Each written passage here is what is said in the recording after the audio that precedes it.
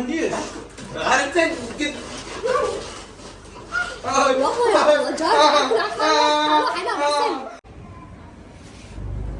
ايه زين ماكو واحد يشوفني.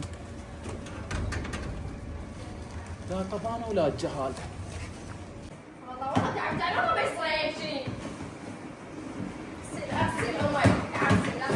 امي شلونك حياتي؟ طيب جايب لي علاقه من الحلويات عباله ما شفتيه. هو اللي فتح بالعلاقه في جاي اشوف جايب العلاقه. جت ببالي فكره. هو طبعا عارف وصار بس شاشه تقولها. ولك انا خليني مستمتع بهالحلويات.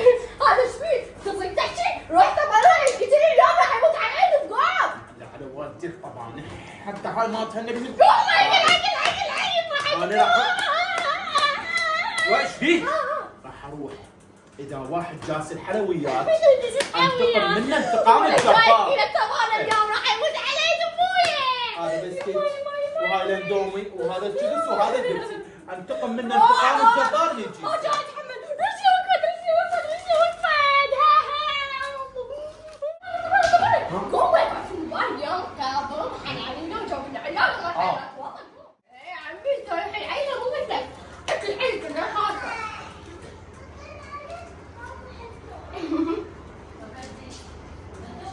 طبعاً أنا ستنجمع عنا الباب جاي جديد راح أروح تبقى بنانك يا بابا. مو تعرفوا هذا اللي ندور حشر.